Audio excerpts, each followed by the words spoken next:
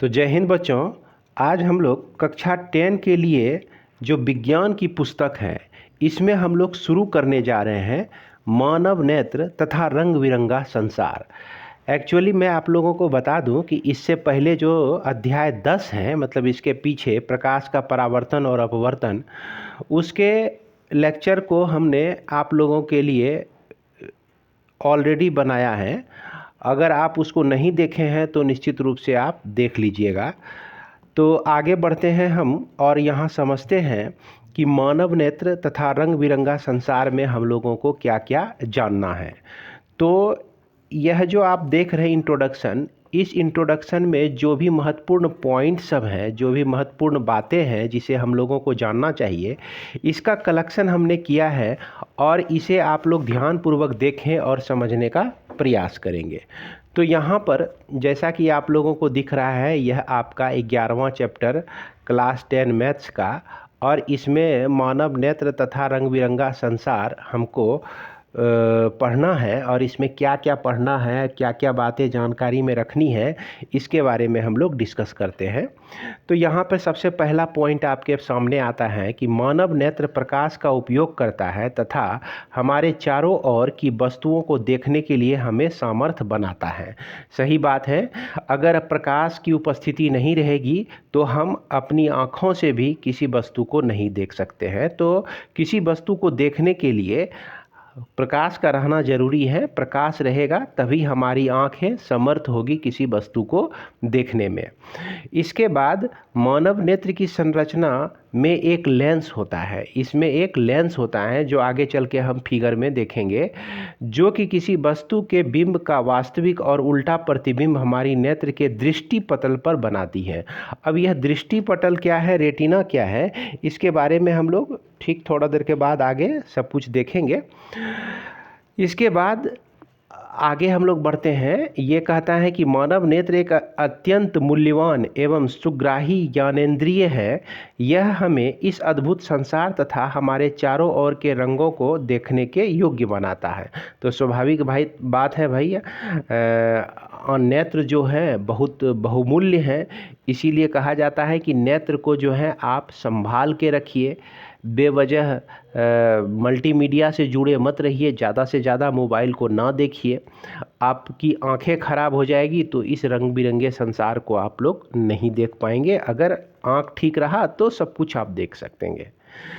अब यहाँ पर अगला कोई बात है, आंखें बंद करके हम वस्तुओं को उसकी गंध, स्वाद आदि को जान सकते हैं, लेकिन आंख बंद करके रंगों को पहचानना पाना असंभव है।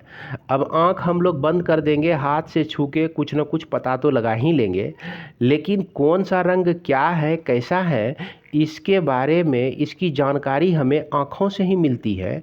इसीलिए इस चैप्टर का नाम जो रखा गया है आपका मानव नेत्र तथा रंग बिरंगा संसार। अगर नेत्र है तभी रंग बिरंगा संसार है, अगर नेत्र नहीं है तो रंग बिरंगा संसार नहीं है। इसके बाद आप लोग एक काम करेंगे कि यह जो मानव नेत्र का चित्र आपके स्क्रीन पर दिख रहा है, इसे अपनी कॉपी में ठीक तरह से आप लोग बना लेंगे। यहाँ पर मैंने इसको नज़दीक में लाके आप लोगों को दिखाया है, और इसमें इस जगह आप वीडियो को रोक लें और रोकने के बाद इस मानव नेत्र का चित्र बनाकर और इसमें विभिन्न भाग को दर्शाइए। अब हम लोग इस विभिन्न भागों के बारे में एक एक करके पढ़ने जा रहे हैं, जो कि आप लोग ध्यान से समझिएगा। तो ये सबसे पहला भाग हम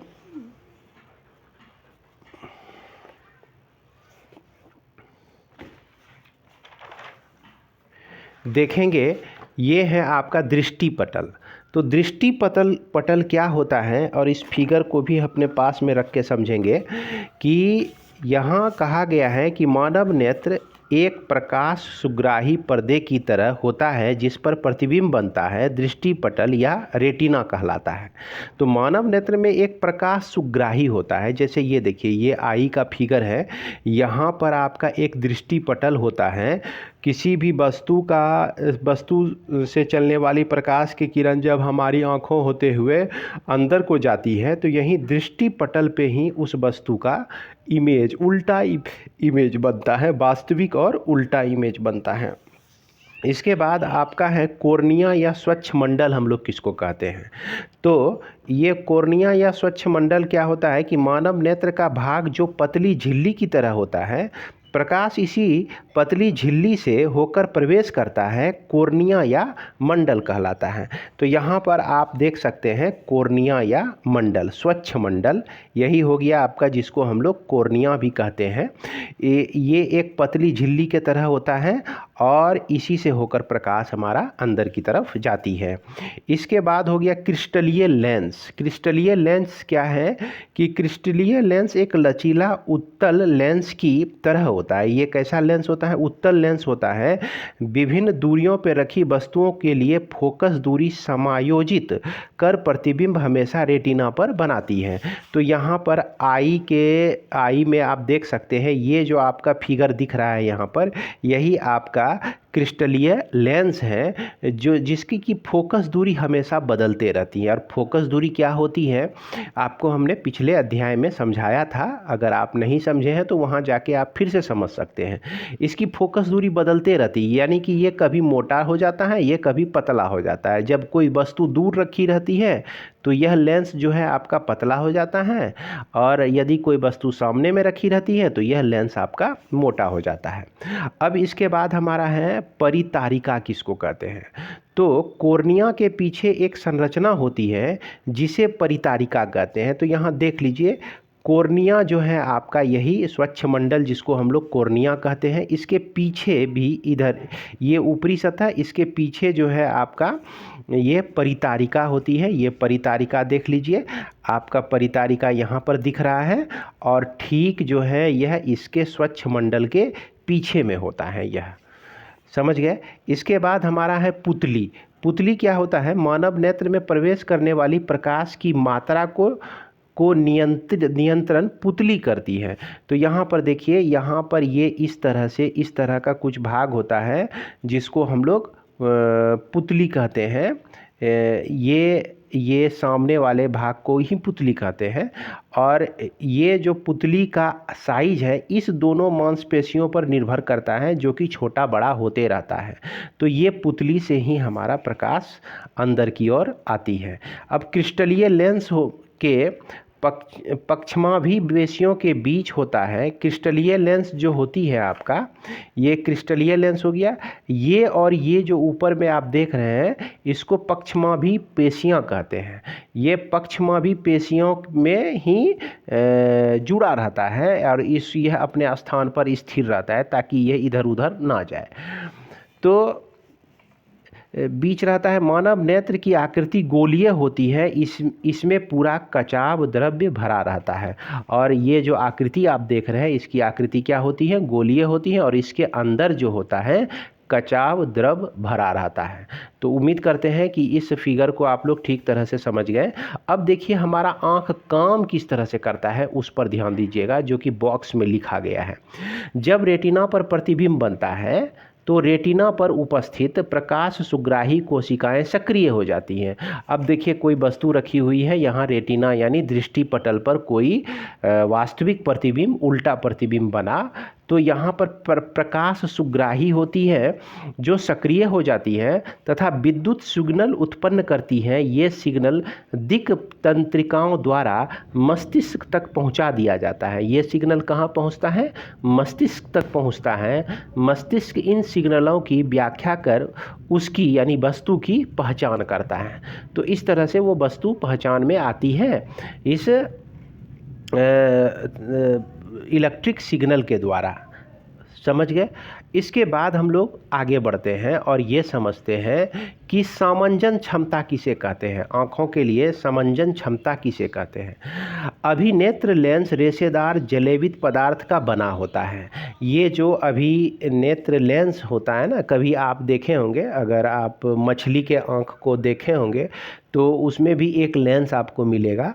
वो कैसा होता है कि जलेवित पदार्थ का बना होता है। इसकी वक्रता में कुछ सीमाओं तक पक्षमाभी पेशियों द्वारा रूपांतरित किया जा सकता है।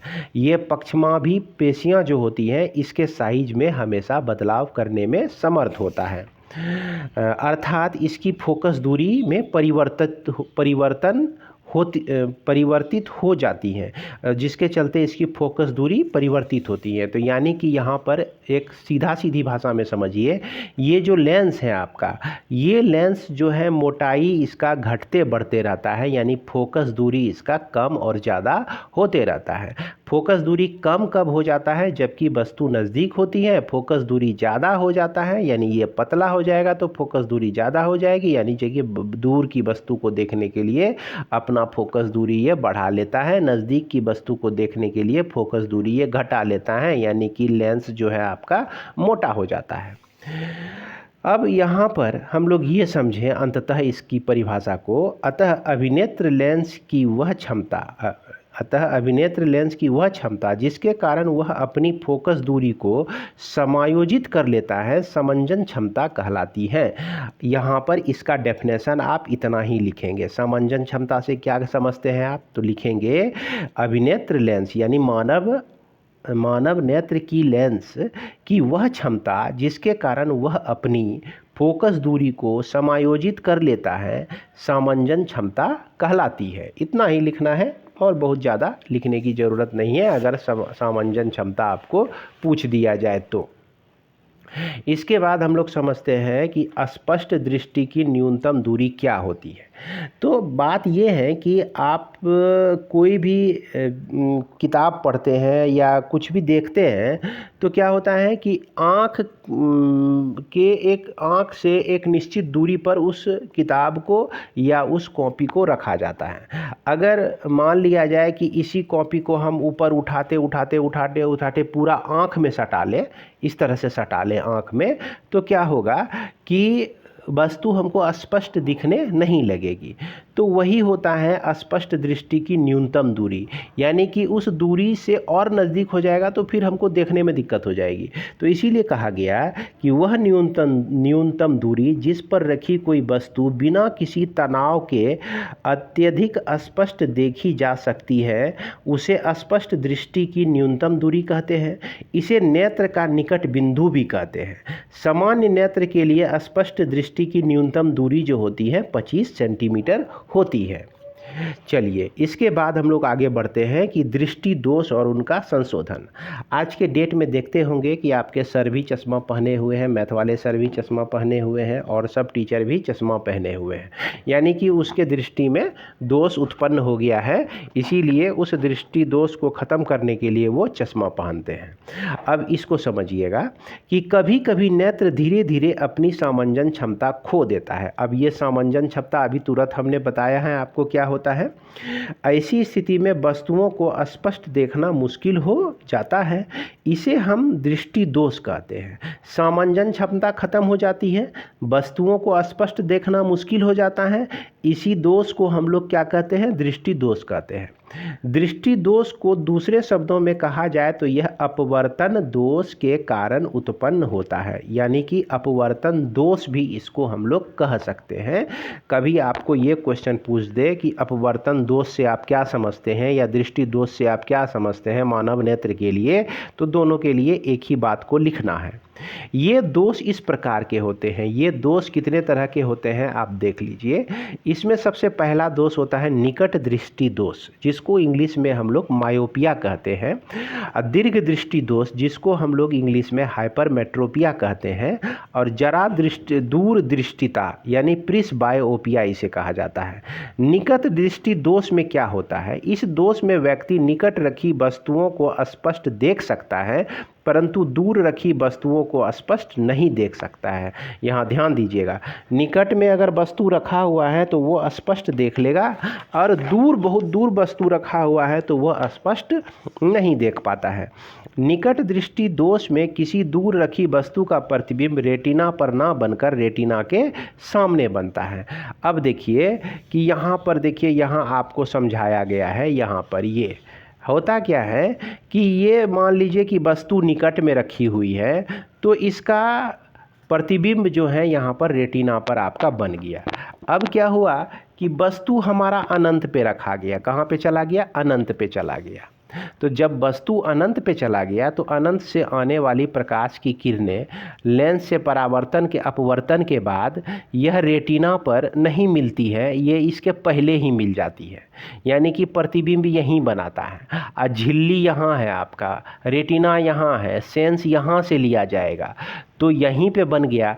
तो आप का मस्तिष्क जो है इन्फॉर्मेशन को नहीं पहुंचा पाएगा और ठीक तरह से नहीं समझ पाएगा। तो अब क्या होता है कि इस समस्या का निदान के लिए हम लोग क्या करते हैं, यहाँ पर अवतल लेंस लगा देते हैं। तो अवतल लेंस लगाने से क्या होता है कि दूर से आ रही प्रकाश की किरणें इस तरह से डाइवर्ट होती है ना, डाइवर्ट हो जाती हैं, और यह लेंस पर आने के बाद, आँख के लेंस पे आने के बाद इसकी किरणें जो है रेटिना पर जाकर मिलती है। तो इस लेंस का काम हो जाता है कि इसका जो रे है, इस रे को डाइवर्ट करके इसे रेटिना पर पहुंचा देना, और इस स्थिति में हमारी आँखों का दोष जो है ख़त्म हो जाता है। तो इसी चीज़ को हम लोग आगे चल के लिखे हैं क्या कि इसमें अच्छा कारण क्या होता है, इसको समझिएगा।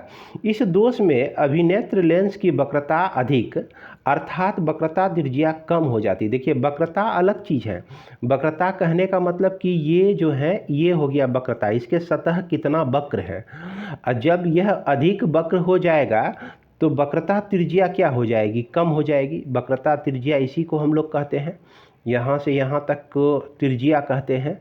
तो वक्रता त्रिज्या निश्चित रूप से क्या हो जाएगी, कम हो जाएगी। इसमें दोष, इस दोष में नेत्र गोलक लंबा हो जाता है। क्या हो जाता है, नेत्र गोलक लंबा हो जाता है। यह ऑब्जेक्टिव में आपको पूछा जा सकता है। और इसका उपाय क्या है कि इस दोष को किसी उपयुक्त क्षमता के अवतल लेंस के उपयोग द्वारा संशोधित किया जाता है। इस अवतल लेंस द्वारा वस्तु का प्रतिबिंब वापस रेटिना पर बनता है और इस दोष का संशोधन हो जाता है। यहाँ अवतल लेंस लगा दिए तो अब जो है प्रतिबिंब इसका किस पे बनने लगा, रेटिना पे बनने लगा, और हमारा दोष का संशोधन हो जाता है। इसके बाद आप लोग इस चित्र को निश्चित रूप से बना लेंगे, अर्थात इस चित्र को भी बना लीजिए, ये बढ़िया से बना हुआ है। यहाँ पर वीडियो को रोकिए, इस तीनों चित्र को आप लोग उतार लीजिए, है ना। इसके बाद हम लोग आगे बढ़ते हैं और अगला देखते हैं हम लोग कि दीर्घ दृष्टि दोष क्या होता है। दीर्घ दृष्टि दोष, तो दीर्घ दृष्टि दोष में होता क्या है कि इस दोष में व्यक्ति दूर की वस्तुओं को स्पष्ट देख सकता है परंतु निकट रखी वस्तुओं को स्पष्ट नहीं देख सकता है। ध्यान रखिएगा, निकट में रखा हुआ है तो यह स्पष्ट वस्तु को नहीं देख सकता है। इस दोष में अभिनेत्र लेंस की वक्रता कम अर्थात वक्रता त्रिज्या का मान बढ़ जाता है। वक्रता त्रिज्या अभिनेत्र लेंस का बढ़ जाता है एवं नेत्र गोलक छोटा हो जाता है। इसका यही कारण है ना। ये आपका क्या होता है, लेंस की वक्रता कम अर्थात वक्रता त्रिज्या का मान बढ़ जाता है। अब देखिए ये लेंस आपका मोटा है और ये लेंस आपका पतला है। ये लेंस पतला हो जाता है इसमें, किसमें, इसमें, इस दृष्टि दोष में, दीर्घ दृष्टि दोष में। और जब लेंस पतला हो जाता है तो खाली दूरे दूरे फोकस करता है, यानी कि दूरे का चीज़ को देख सकता है, नज़दीक का चीज़ को देख ही नहीं सकता है। और इसका लेंस मोटा हो ही नहीं सकता है। जब नज़दीक में कोई वस्तु रखी रहेगी तो लेंस मोटा होगा ही नहीं। जब इस तरह से मोटा होगा ही नहीं तो नज़दीक की वस्तु को नहीं देख पाएगा। और इसमें क्या होता है, नेत्र गोलक छोटा हो जाता है। आँख जो है ना, देखिएगा छोटा छोटा हो जाएगा अगर इस दोष से, दीर्घ दृष्टि दोष किसी को है तो। अब क्या होता है कि इस दोष में व्यक्ति का निकट दृष्टि 25 सेंटीमीटर न रहकर दूर हो जाता है। नज़दीक रखी वस्तु का प्रतिबिंब रेटिना पर न बनकर रेटिना के पीछे बनता है। तो यही देखिए, यही समस्या उत्पन्न हो जाती है। अब क्या होता है कि नज़दीक में कोई वस्तु है तो इसका प्रतिबिंब जो है रेटिना के पीछे बन गया। रेटिना पर बनेगा तभी समझ में आएगा कि वस्तु क्या है नहीं है। रेटिना से आगे या पीछे होगा तो समझे में नहीं आएगा कि वस्तु क्या है नहीं है।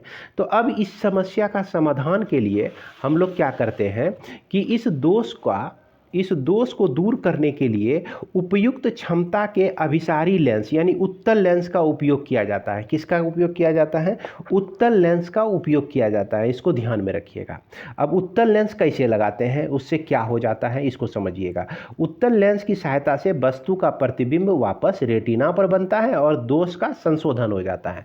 जैसे देखिए, नज़दीक में कोई वस्तु रखा हुआ है, इससे चलने वाली प्रकाश, इस यहाँ उत्तल लेंस लगा दिए हैं। उत्तल लेंस क्या होता है, एक बार फिर मोड़ देता है इसको, एक बार फिर मोड़ देता है। फिर यहाँ जो लेंस आई का लेंस है, आँख का लेंस है, फिर एक बार मोड़ दिया इसको। मोड़ के अभी जो दूर बन रहा था इसका प्रतिबिंब अब ये कहाँ पे ले आया, रेटिना पे ले आया।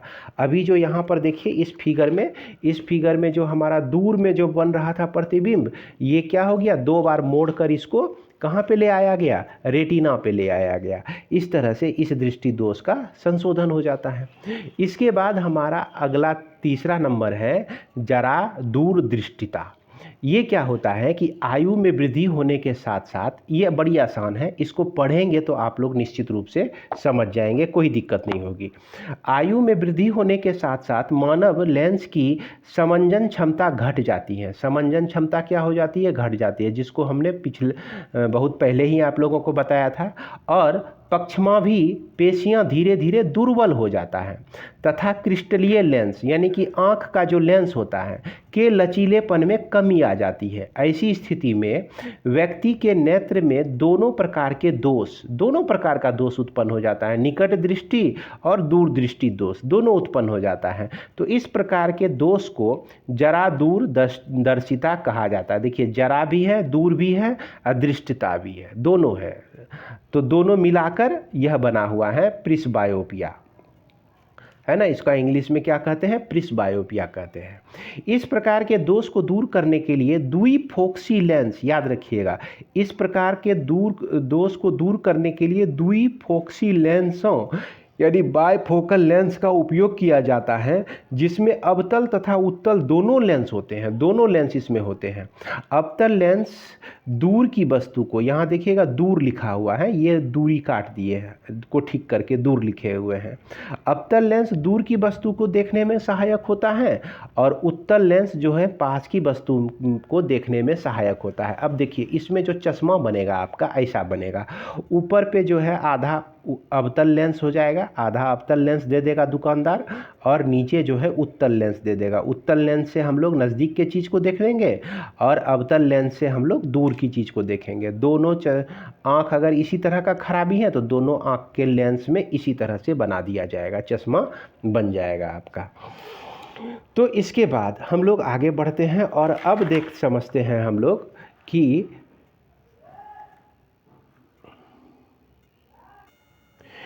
प्रिज्म से प्रकाश का अपवर्तन को समझते हैं। तो सबसे पहले हम लोग जानेंगे प्रिज्म किसको कहते हैं, ये चीज़ समझिए। प्रिज्म एक पारदर्शी माध्यम है। पारदर्शी माध्यम क्या होता है, इसके बारे में हमने पहले भी बताया हुआ है। ऐसा माध्यम जिससे प्रकाश जो है आर पार गुजर जाए, उसी को हम लोग पारदर्शी माध्यम कहते हैं, जो कि दो त्रिभुजाकार एवं तीन आयताकार पृष्ठ से घिरा रहता है।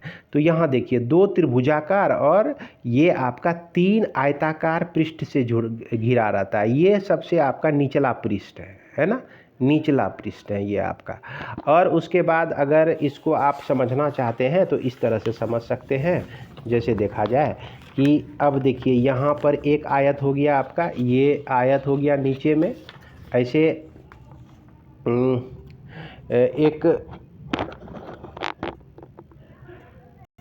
तो प्रिज्म की आकृति कुछ इस तरह से होती है। आप देखेंगे इधर आपको एक त्रिभुज दिख रहा है, इधर भी आपको एक त्रिभुज दिख रहा है, इधर देखिए एक चतुर्भुज दिख रहा है, इधर भी एक चतुर्भुज दिख रहा है और इधर भी एक चतुर्भुज दिख रहा है। तो इस तरह की आकृति जो होती है आपका प्रिज्म का होता है।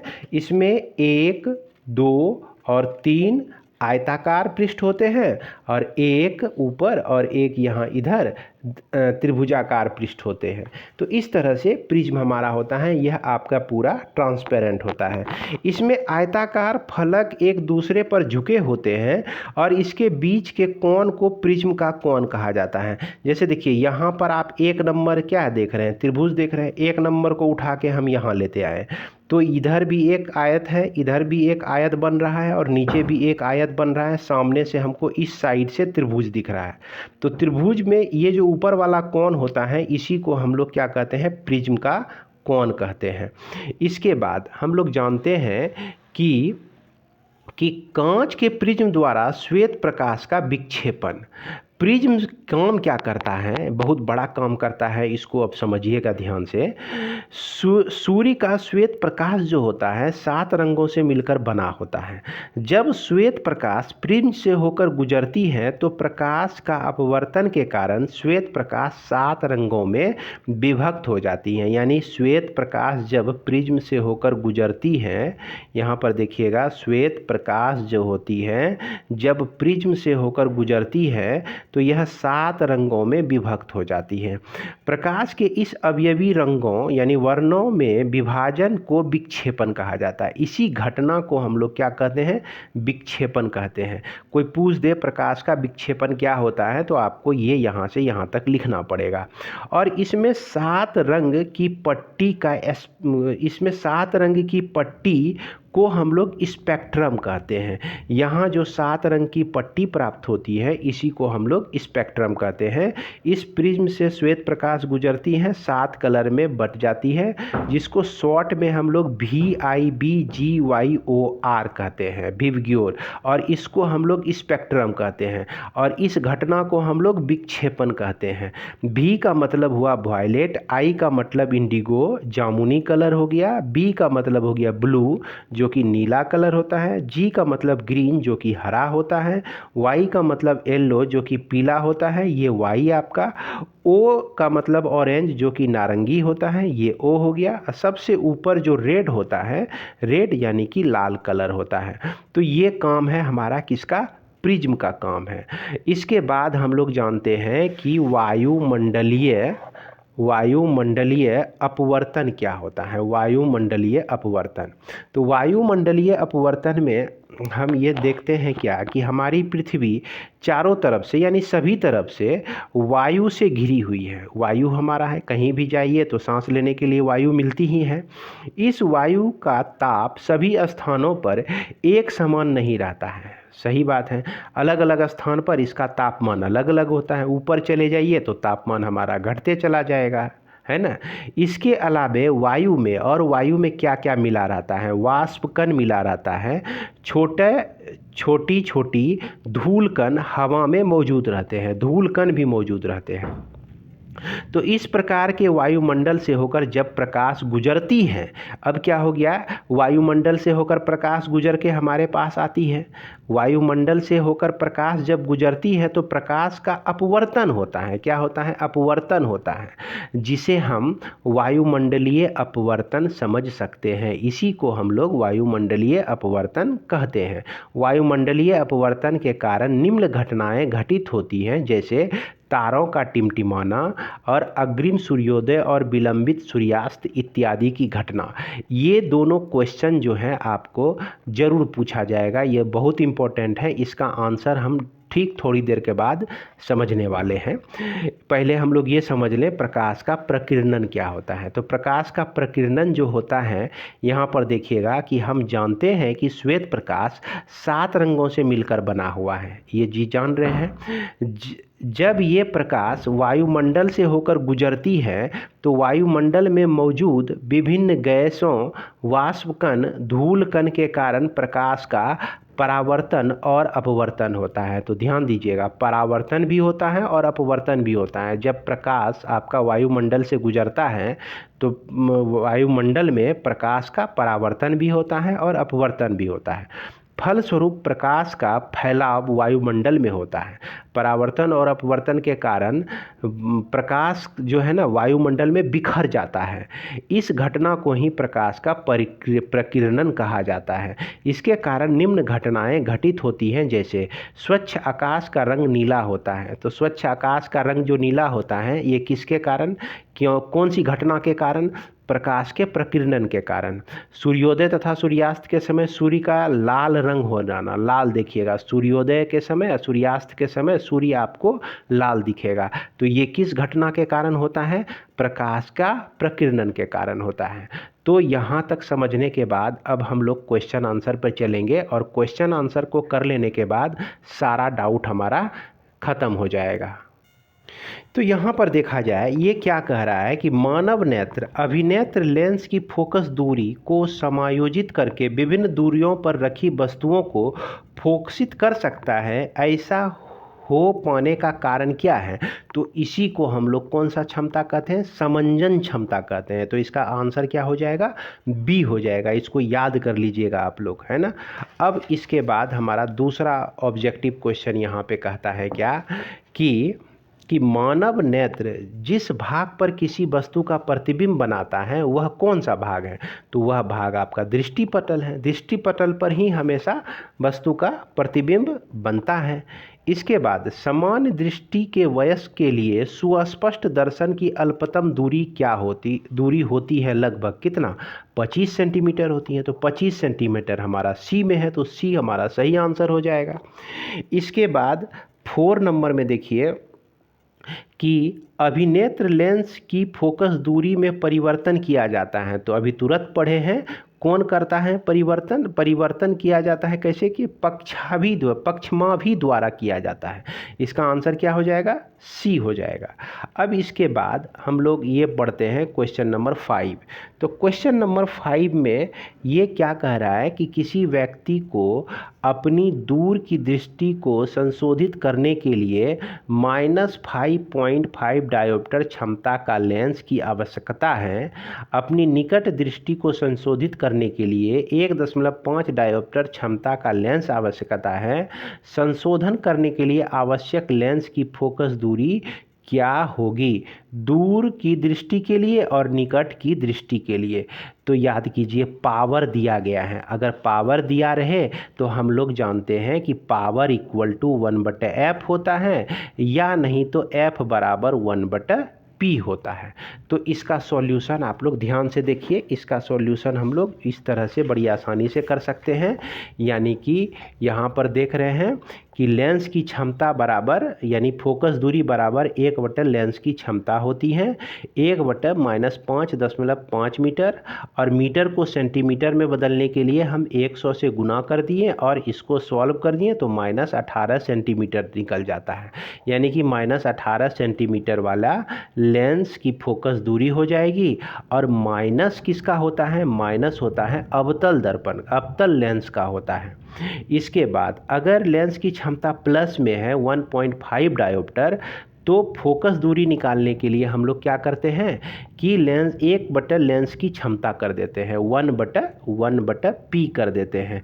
तो ये आपका 1/1.5 मीटर। अब इसको सेंटीमीटर में बदल लीजिए, सॉल्व कर दीजिए, ये आपका 66 सेंटीमीटर निकल जाएगा। तो उम्मीद करते हैं कि आप लोग इसे ठीक तरह से समझ रहे होंगे। इसके बाद हमारा क्वेश्चन नंबर 6। तो क्वेश्चन नंबर 6 में कहा गया है क्या कि किसी निकट दृष्टि दोष से पीड़ित व्यक्ति का दूर बिंदु नेत्र के सामने 80 सेंटीमीटर दूरी पर है। इस दोष को संशोधित करने के लिए आवश्यक लेंस की प्रकृति तथा क्षमता क्या हो जाएगी? अब देखिए दोष से पीड़ित है, दूर बिंदु नेत्र के सामने 80 सेंटीमीटर की दूरी पर है, यानी कि वह प्रतिबिंब वह जो है कहाँ देख सकता है? दूर बिंदु उसका कितना है? 80 चला गया है। यानी कि अगर कोई वस्तु आपका इन्फिनिटी पे है तो उसको नहीं देख पाएगा। यानी कि वस्तु जहाँ इन्फिनिटी पे है तो उसको नहीं देख पाएगा। इसका समाधान यही होगा कि इन्फिनिटी पर वस्तु रहे और उसका इमेज अगर -80 सेंटीमीटर पे आ जाए तो वह वस्तु को देख सकता है।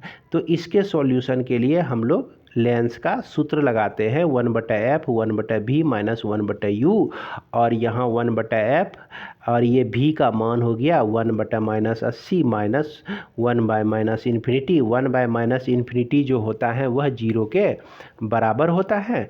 अब यानी कि 1/f = 1/-80 80 और इसको आप सॉल्व कर दीजिए, ये आपका 0.8 मीटर निकल जाएगा। अब इसका पावर निकालना है, तो पावर निकालने के लिए हम लोग क्या करेंगे, 1/फोकस लेंस की फोकस दूरी कर देंगे, जो कि हमारा 1/0.8 डायोप्टर होगा, और 10/8 डायोप्टर, और इसके बाद यह 10 यानी कि पॉइंट को हटाने के लिए 10 से ऊपर से मल्टीप्लाई करते हैं, और यहाँ पर -1.25 डायोप्टर निकलता है, यानी कि कैसा लेंस है आपका, अवतल लेंस है ना। इसके बाद हमारा क्वेश्चन नंबर 7, तो चित्र बनाकर दीर्घ दृष्टि दोष कैसे संशोधित किया जाता है। दीर्घ दृष्टि दोष युक्त नेत्र का निकट बिंदु 1 मीटर है, तो इस दोष को संशोधन करने के लिए आवश्यक लेंस की क्षमता क्या होगी। मान लीजिए कि मानव नेत्र का निकट बिंदु 25 सेंटीमीटर है। अब यहाँ पर देखिए, इसका निकट बिंदु हो गया है 1 मीटर। क्या हो गया है, 1 मीटर हो गया है। 1 मीटर पर अगर वस्तु रखा रहेगा तो वो देख लेगा। अब यहाँ वस्तु रख दिए हम 25 सेंटीमीटर पर, तब तो वो नहीं देख पाएगा। अब ऐसा हो कि उसमें हम लेंस लगा देते हैं। क्या लगा देते हैं, लेंस लगा देते हैं। यानी कि लेंस क्या काम करता है कि 25 सेंटीमीटर की दूरी पर जो वस्तु रखा हुआ है उसका इमेज 1 मीटर पर बना देता है। जब 1 मीटर पर बना देता है तो ये आँख हमारा देख ही लेता है। तो सिंपल इस फॉर्मूले को यूज करेंगे, इसमें सारे वैल्यू को रख देंगे, और यहाँ पर देखिए 1/100 -100 1/-25, चूँकि यहाँ साइन कन्वेंशन हमने पिछले चैप्टर में ही आप लोगों को बताया था, और इसको सॉल्व करने के बाद हमको मिल जाता है F = 1/3 मीटर। इस तरह से लेंस की क्षमता हो जाएगी 1/, लेंस की फोकस दूरी जो कि 1/3 मीटर निकला हुआ है, और यह 3 डायोप्टर इसका क्षमता निकल जाएगा।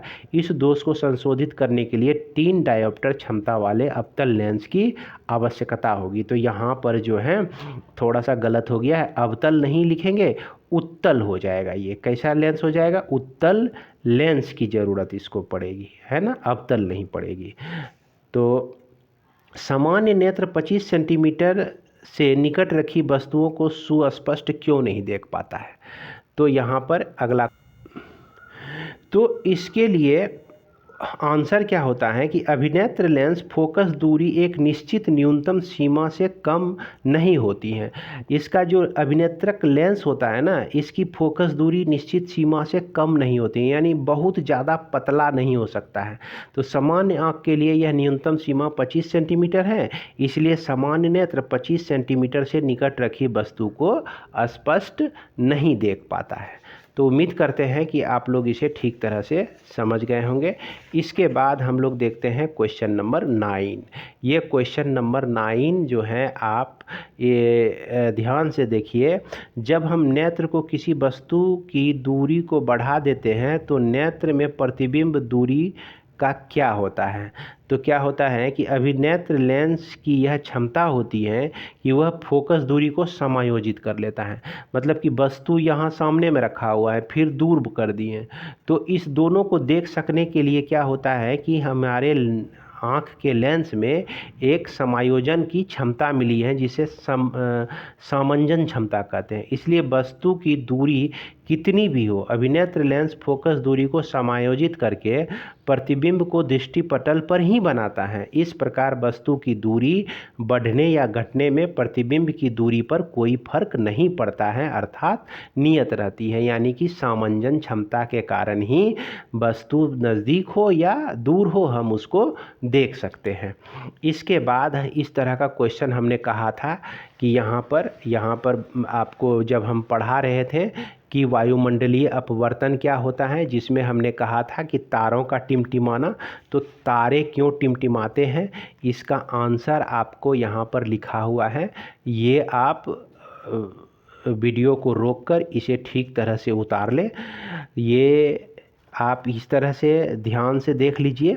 ये सभी जो बात हैं आपका डिपेंड करता है किस पर, वायुमंडलीय अपवर्तन पर डिपेंड करता है। अगर आप इसे समझ गए हैं तो निश्चित रूप से इसे भी आप ठीक तरह से समझ लेंगे, इसमें आपको दिक्कत नहीं होगी, है ना। इसको लिख लीजिए, समझने का प्रयास कीजिए और कमेंट में बताइएगा कि आपको समझ में आया कि नहीं। फिर दूसरा अगला क्वेश्चन है आपका कि व्याख्या कीजिए कि ग्रह क्यों नहीं टिमटिमाते हैं। तो वही बात होती है ग्रह नहीं टिमटिमाने का कारण, चूँकि ग्रह का साइज जो होता है वो बड़ा होता है, उससे जो है नियमित रूप से प्रकाश की किरण आपकी आँखों तक पहुँचते रहता है, इसीलिए वह टिमटिमाता हुआ प्रतीत नहीं होता है। इसके बाद हमारा सूर्योदय के समय सूर्य रक्ताभ क्यों प्रतीत होता है? तो सूर्योदय के समय होता क्या है कि सूर्योदय के समय ये पृथ्वी का क्षितिज है, पृथ्वी का तल है, तो क्षितिज में जब सूर्य रहता है तो ज़्यादा लंबी दूरी वायुमंडल में इसको तय करना पड़ता है, यहाँ से लेकर यहाँ तक। लेकिन जब ये ऊपर रहता है तो वायुमंडल में इसको कम दूरी तय करना पड़ता है। तो जब वायुमंडल में ज़्यादा दूरी तय करना पड़ता है तो इसका ज़्यादा अपवर्तन और परावर्तन होता है, जिसके कारण जो है सिर्फ हमारा लाल रक्त का जो है अपवर्तन और परावर्तन कम होता है और हमारी आँखों तक लाल रंग ही पहुँच पाता है, इसीलिए हमें लाल रंग दिखाई पड़ता है। इसके बाद इसको भी आप लोग लिख लीजिएगा, किसी अंतरिक्ष यात्री को आकाश नीला की अपेक्षा काला क्यों प्रतीक होता है? क्योंकि अंतरिक्ष में जो है ना तो कोई परावर्तन ना अपवर्तन होता है, क्योंकि वहाँ हवा का कोई माध्यम नहीं है, इसीलिए हमारा अंतरिक्ष जो है वो काला दिखाई पड़ता है। जब सूर्य का प्रकाश वायुमंडल से गुजरता है तो वायु के सूक्ष्म कण लाल रंग की अपेक्षा नीली रंग को अधिक प्रबलता से प्रकीर्णन करता है। प्रकीर्णित हुआ नीला प्रकाश हमारी आंखों में प्रवेश करता है और आकाश हमें नीला दिखाई पड़ता है।